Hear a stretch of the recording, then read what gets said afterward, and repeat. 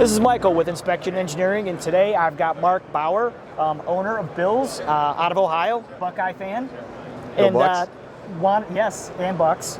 And wanted to talk about vibration. A lot of folks out there know absolutely nothing about it, or they've got a lot of misconceptions, or they've been told the wrong thing about shop floor vibration and how it can affect precision measuring instruments, specifically coordinate measuring machines and video measuring machines, and then surface finish, contour, and roundness checking machines. So that's Marc's specialty. I've never met anybody in the last 30 years that knows more about it than the guys here at Bilz. And so, Marc, when someone comes to you, what do you typically tell them? I mean, what's the first basic test if they should even have you come out? The first thing we do is kind of interview them to see what types of equipment they're running. Are they running stamping presses, forging presses? Is it just a simple machine shop with just some turning machines, some milling machines? Okay. That kind of gives us a baseline idea of what we would expect in the field as far as the severity of vibration. And then when you go out in the field, I know you bring your computer, because I've seen you, and you bring the accelerometers. Accelerometers. Yes. Okay, and then what do those do?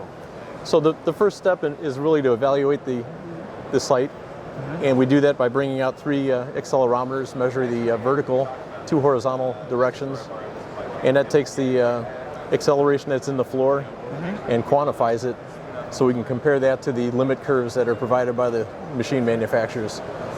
Typically they'll have either a number or a limit curve that ranges from 0 to 100 hertz. Okay. And we'll compare those amplitudes to that curve to see if we're either in or out of spec. So basically you're checking miniature vibrations in the floor, almost like mini earthquakes. Correct. And a lot of people, we always think it's a vertical, but you talked about horizontal, right? Right, so we're measuring 3 directions. 3 directions. Yeah. So what causes horizontal It's movements? Like, is that forklift or stamping presses?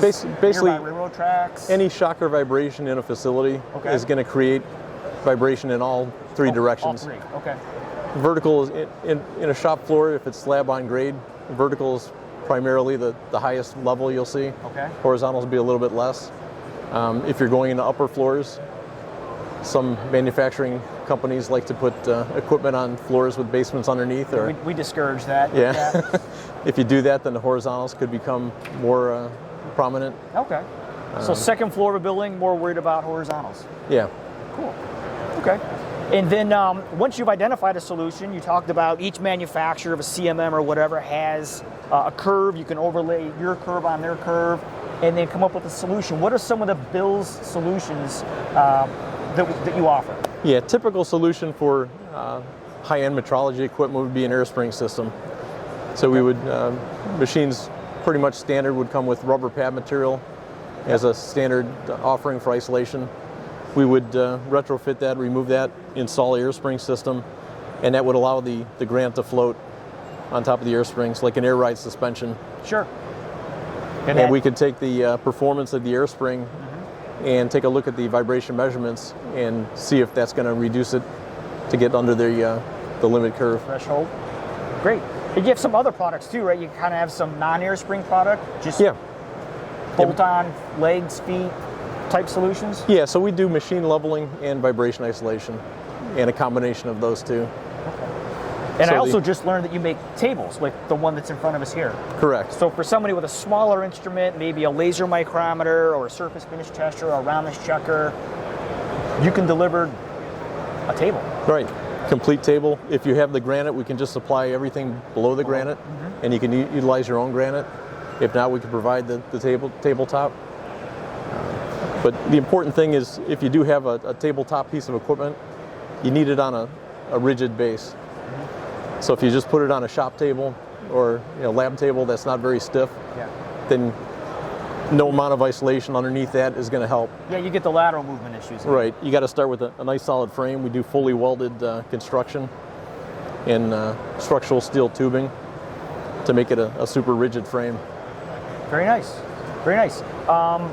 And the last thing I was going to ask related to the tables is earlier you mentioned, before we started the series here, that the tabletops, you recommend granite over steel. Why is that?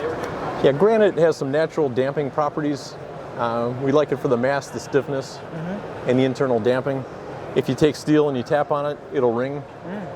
And if you take granite and tap on it, it's kind of dead. It just It absorbs it. It absorbs that energy, dampens it out. So it's a good stable structure Great. and has good mass to it. Okay. Well, Marc, thanks for the interview. Thanks right. for the time and the information. And if you've got more questions about vibration, check out Marc's website and give him a call. And thanks for watching this episode.